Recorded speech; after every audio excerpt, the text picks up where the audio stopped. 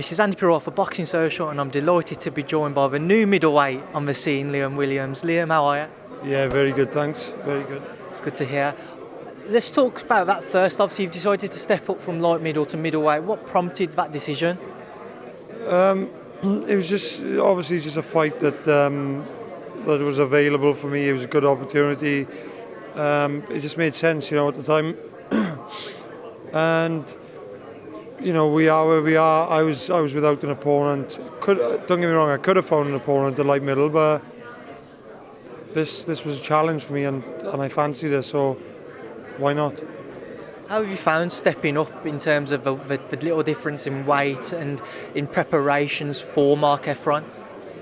It's done me favours, to be honest with you, mate, because instead of training now to make weight and stuff, and everything is just based on making myself better each day, just tactics and drills and just all that. Nothing now is about killing myself to get that weight off. It's not even a thought, waking up in the morning, shit, what's my weight going to be, I just know I'm going to be fine now, so easy.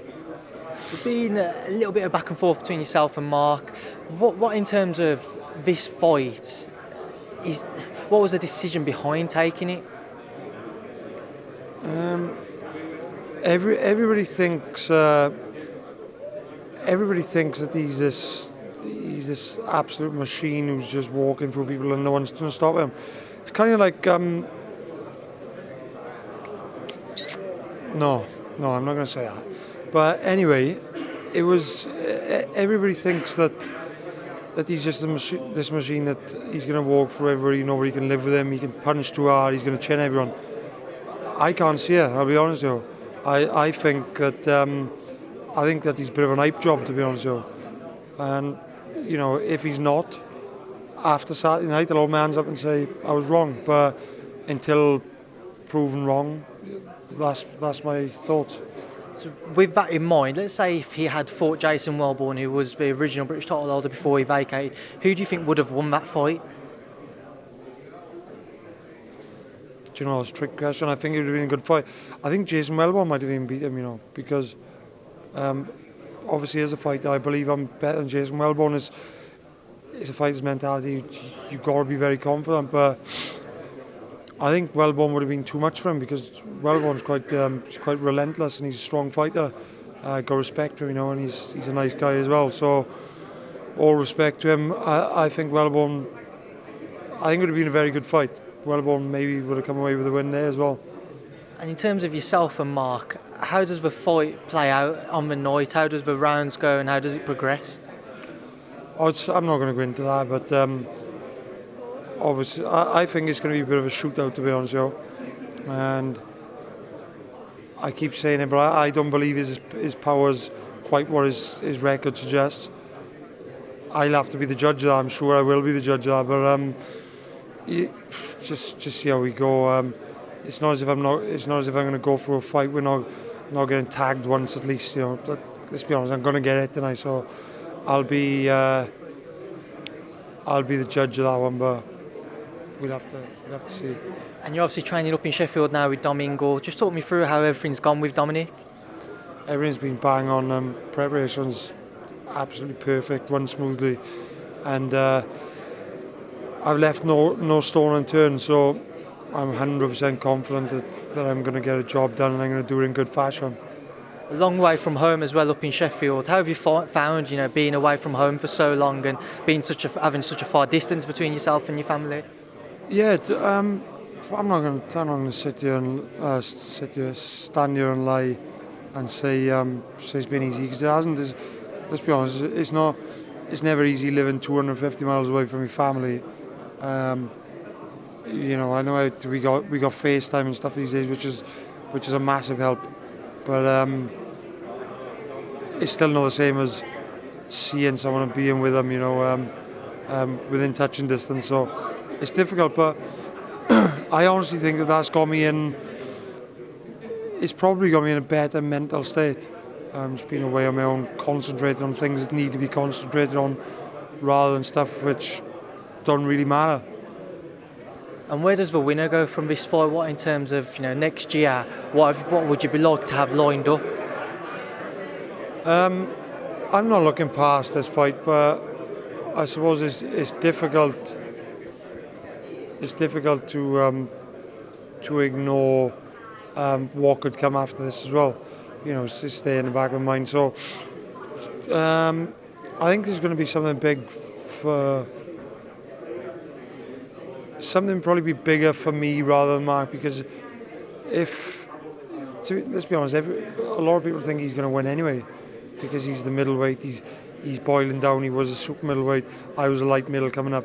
I just think I probably gain more from this fight than he does, to be honest with you, but he's been backed into a corner to take this fight. If you're victorious and you pick up the British title, do you see yourself campaigning at middleweight from then on in, or could you see yourself dropping back down to light middle? Again, it depends on what offers are on the table, because winning a British title is, I want to word this right, because it means a lot to me, but I've been there and done it before, so it doesn't mean as much to me now as what it once did. So I'm not really too bothered, but I would really like to keep it outright. After I win Saturday, there would only be one defence. So if there was a suitable defence there, just quite a quick turnover. I'm not saying I want to fight someone crap and get an easy fight, but if things made sense, I'd be happy to campaign further at light middleweight.